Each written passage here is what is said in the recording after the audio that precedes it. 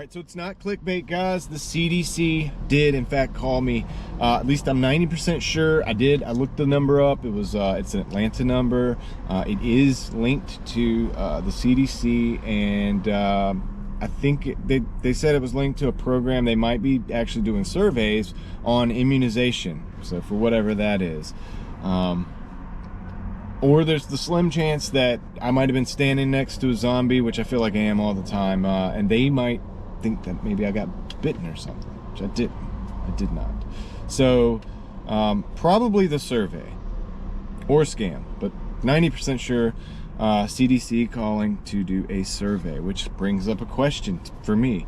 Like, who is answering those phone calls? And then once you answer that phone call, who's actually answering the questions in the survey?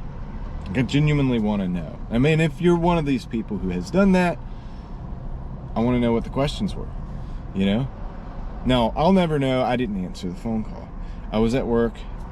I don't answer calls that are from people I don't personally know. That's just how it is. Unless I'm expecting a call from a certain organization that I first contacted.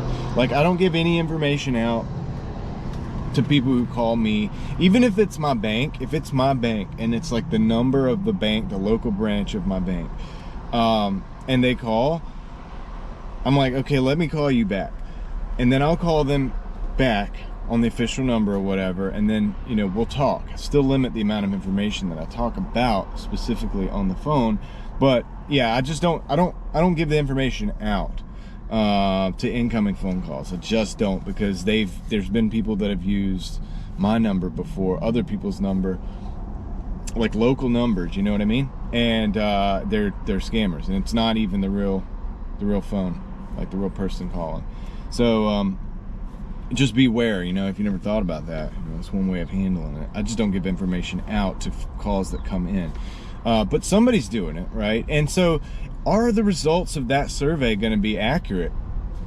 You know, it's a specific type of person that answers that phone call, and there's a specific type of person, and there's a lot of us, I'm sure, that don't answer that phone call, or even if we did, we wouldn't answer the questions, which is probably hang up. So, you know, how accurate is that survey going to be? So I'm wondering, like, what the results of that are gonna look like. It's kind of like political polls, you know. Have you ever been asked questions for political polling?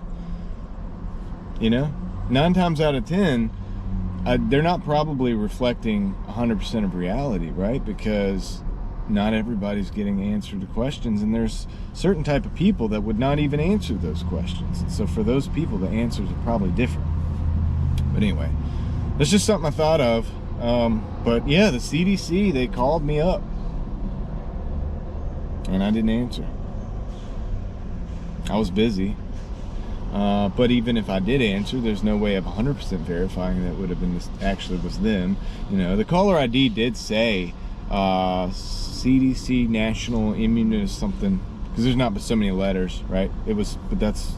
It said that, and it had the number, and the number, it was an Atlanta number, and it is linked to the CDC, so it was probably legit. But anyway, crazy stuff, guys.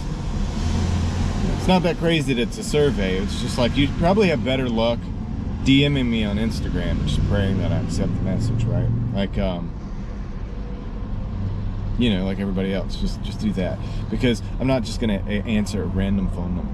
You know, I think most of you probably wouldn't either. But if you did, and you answered it, and they asked you the questions, I want to know what they asked. Very curious. But anyway, that's all. I just figured I'd share that.